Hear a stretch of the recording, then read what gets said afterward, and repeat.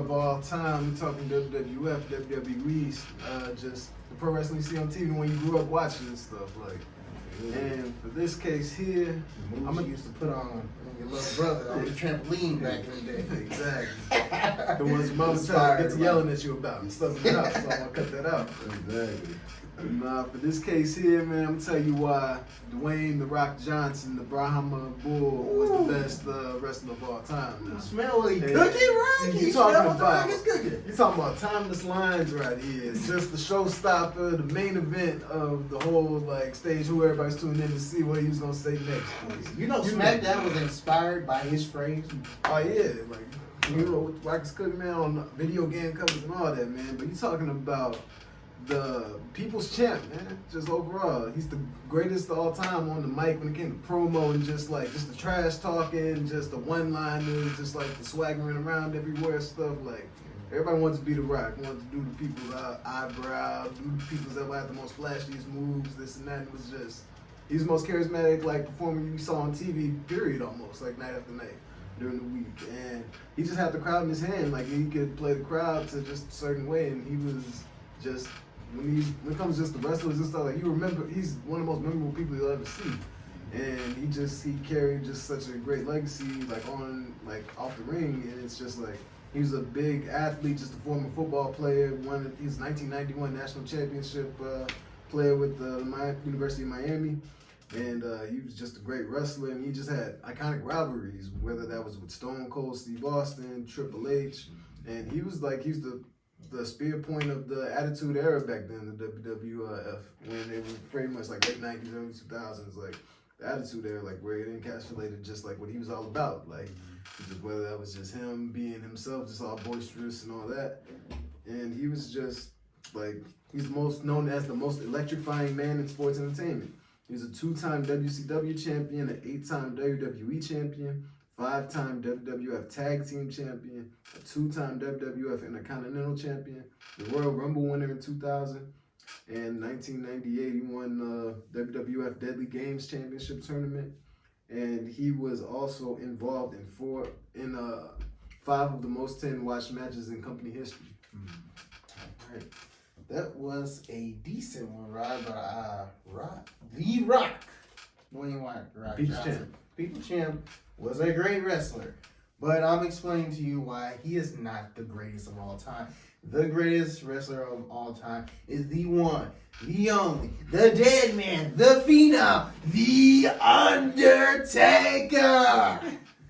As Rich would say. I'm explaining to you why the Undertaker is the greatest of all time. First of all, I'm going to start off with the WrestleMania streak. The Undertaker went 21-0 at WrestleMania. Now, before people get into me and say, "Oh yeah, it's scripted or whatever," well, the thing about that 21 at WrestleMania, and that was considered the most undisputed streak in wrestling history. He was 21-0 before Brock Lesnar beat him at WrestleMania 30 to become 21-1. During that streak, he beat the likes of HBK twice, Triple H 2 times, Kane, Batista, Edge, Randy Orton, Ric Flair, Mark Henry, all-time greats. The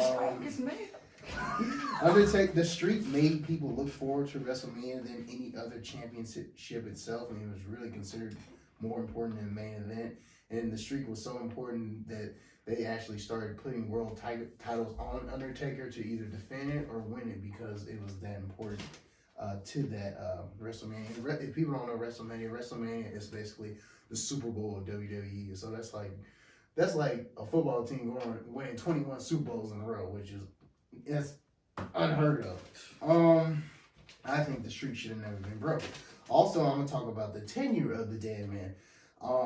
Undertaker debuted on November 22nd, 1990, and I think he just retired. He just did. In last Survivor Series. I think it was the exact same date, November 22nd, 2020. So this man wrestled in 3 different decades. He never jumped ship, and what I mean by that is WWE wasn't the only wrestling company. They were actually competing with WCW back in the day. They were having the Monday Night Wars. Mm-hmm. And the thing about it was Undertaker played a big part in that because Hulk Hogan, Kevin Nash, and at the time Razor Ramon, who became Scott Hall. They all jumped ship. They were in WWE, then they went to WCW, and then they formed the NWO clique, and that's when WCW was kind of on the rise because they had them three, they had Goldberg, they had Sting, and basically WWE had to compete. You know, the likes of The Undertaker, and like you mentioned, The Rock, Stone Cold, Triple H, Shawn Michaels, they actually say that, and they said, you know, if Undertaker jumped ship, that would have changed the whole metric of WWE, and they, instead of WWE buying out WCW, it probably would have been the other way around. He stayed loyal, and that's probably why he's considered Vince McMahon's all-time favorite wrestler, and he's very highly appreciated, and he's just, you know, he's a legend in itself. I'll also go to the ability to change his gimmick. Undertaker debuted as the Dead Man, so 1990 Survivor Series. He had like the, you know, whole persona. He had the little hat. He was supposed to be this old scary dude or whatever. But one thing that people do not know is the Undertaker's fictional brother in WWE, not his real brother, Dwayne Jacobs Kane. Undertaker was supposed to be the original Kane. People do not know that, but they brought that story out 7 years later after his debut, and I'll get into that later. But as I'm talking about the gimmick change, Undertaker had several gimmicks. He was the Dead Man. He was the Minister of Darkness, which was kind of a step up of the hat. He took the hat away. He started wearing like this cloak, and he started to do like evil spells and this, and he had like a different clique. He was Big Evil. He's the Phenom, and then American Badass, like in the 2000s. That's instead of being like this old scary dude, he became like a revolt. He started riding a motorcycle, and he, you know, he started talking more. Like, people didn't know the Undertaker could talk, and they realized, oh, he got these mic skills too. Like, he was so good at acting and just wrestling at all. You know, it's just his ability to change gimmicks was just phenomenal. We were talking about The Rock in these terms, but surprising as it was, it was an 8-year run. Yeah. Before he went to the movies and undecidedly coming back. And that's why he can't be the GOAT. I mean, he could be the GOAT because of what he did in that short time, what he was able to leverage that career into. Because he turned what his wrestling persona was, Rocky, the big guy, like just the man. Like, pretty much being the man was his like talent, and just had the best moves, like flashy stuff. But like, he did that to become like a movie star later on because of just how great he was with the mic, like on the ring and all that. Like, he was captivating. He was must-see TV every night. Like, The Rock had some punchlines. He had some punchlines. He would play the guitar. He did the what is your name? What is your name? It doesn't matter what your name is. Exactly. Yeah, stuff Kisses, like that. candy ass, all that. Like, he was Jabroni. You know, like, come on. The eyebrow raise. The people's eyebrow right there. And I'll just say this, man, just to hand down this one more time, too. Like, I say at the 5 of the 10 most watched matches in company history. He also was involved in 4 of the 10 highest bought pay-per-view events. Undertaker as well had 4 on that. So it was like neck and neck right there on like just being the guys you want to see. And he's also number 3 in merch sold, only behind John Cena and Stone Cold Steve Austin. And he headlined the most bought pro wrestling pay-per-view event ever versus him and John Cena in his return to the ring, because everybody's seeing, oh man, we got The Rock back now. He's been on the theater and the screens, Fast and Furious. So no, he's back. He fighting John Cena, getting that belt back. It was a lie because it said never once in a lifetime, and then they did the exact same match in the next year, which was false advertising. WWE is known for that. You never know what tomorrow brings. That's the thing, because they did real well. They did a good job real quick to get those ratings back up. I like how you bring about that, but I would just like to talk about the skill set and wrestling ability by The Undertaker. We could both agree they both are great wrestlers, but The Undertaker just moveset was crazy. He had the jumping springboard clothesline. He had the big boot. He had the leg drop outside the ring. Old school on the rope when he jumped and pretended to rope. He rope, jump. Slam! Hit his opponent on that one. He had the choke slam. Man, tell me he wasn't doing these moves on the trampoline back in the day, right? He used to do them. The power driver, last ride. Come up. Boom! Undertaker, man, he was crazy. And then the thing about Taker, which it was crazy, I think it was WrestleMania 23 when he faced Mark Henry. Everyone thought we expect Undertaker to win, but Mark Henry was giving him a run for his money. So we were thinking, oh, he's going to have to tombstone or chokeslam. None of that was working. He kept kicking out. He put this move called the Hell's Gate on Mark Henry. And people, this is basically his own triangle choke. And I'm like, shoot, Undertaker added some more game to his arsenal. Basically putting UFC moves, which made him more unbeatable. It was a quote that the Undertaker actually said, is at WrestleMania 14 is when Stone Cold Steve Austin was on the rise. It was HBK versus Stone Cold WrestleMania 14. And Taker was the locker room leader. People not only respected him, but they feared him.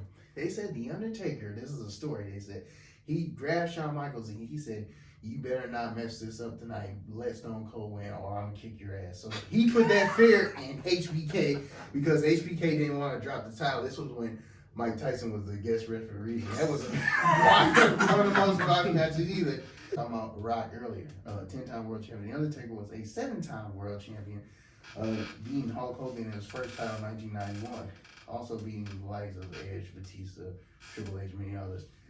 The thing about his world titles, Undertaker actually turned down world championships many times because if you are a champion, you have to have a champion schedule. And that means you have to be not just on SmackDown and Raw, you got to be on them live tour dates. And when he got older, he didn't want to do all that. So that's why he turned them down.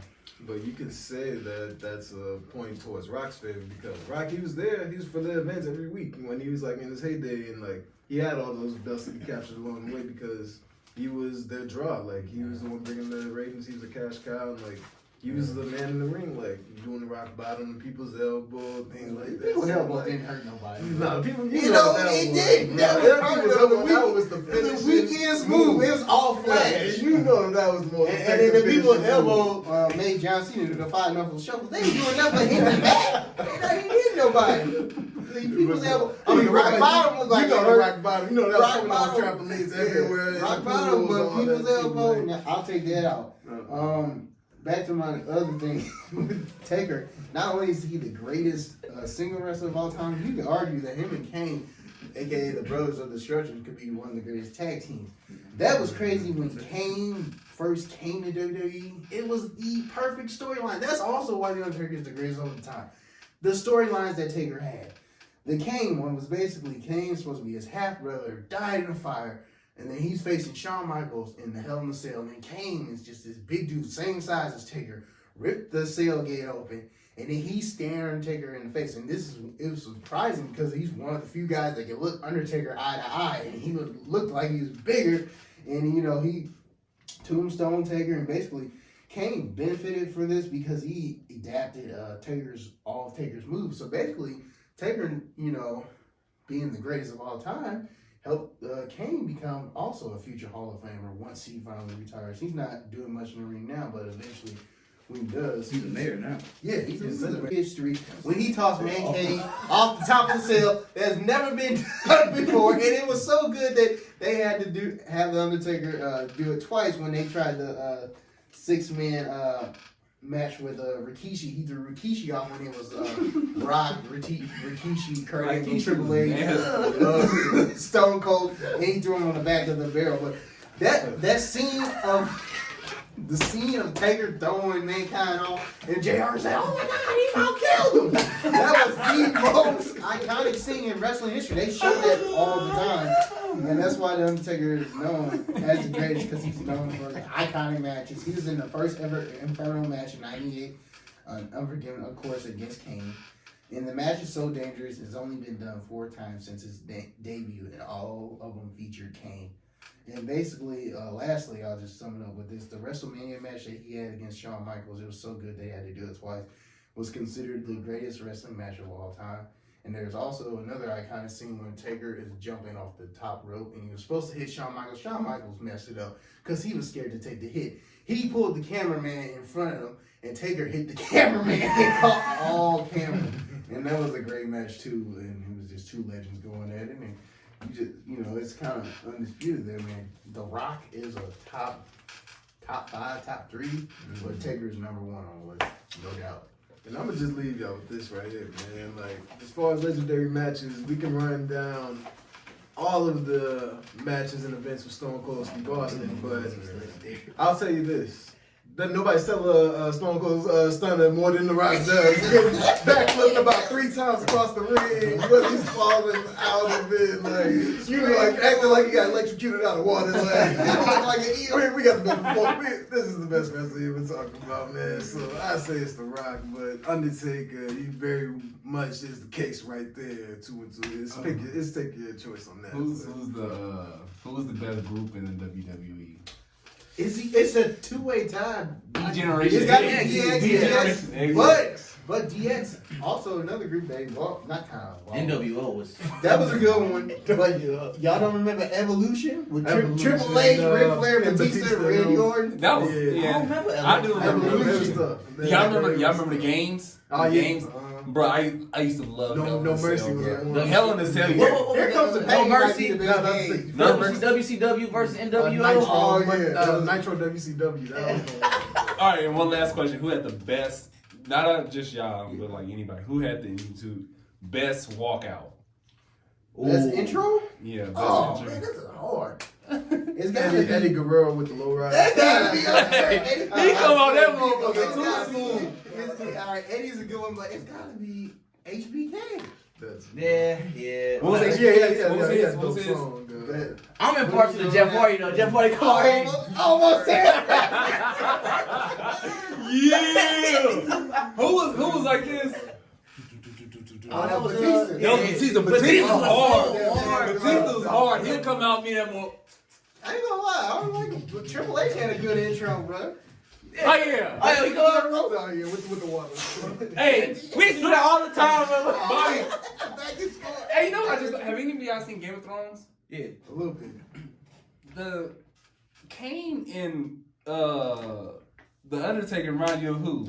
Oh, the Clegane brothers. Yeah. The Hound and Wasn't that weird? Because he's like the brother got burned. Yeah, he got burnt. And Nah, that's now that you mentioned that, it is kind of. yeah. What the freak? Copyright. Yeah, I'm getting on y'all head. Yeah, yeah. No spoilers. Bro. Oh my bad. No, that's not really a spoiler, but yeah, it was just a. But yeah, all right, that's it.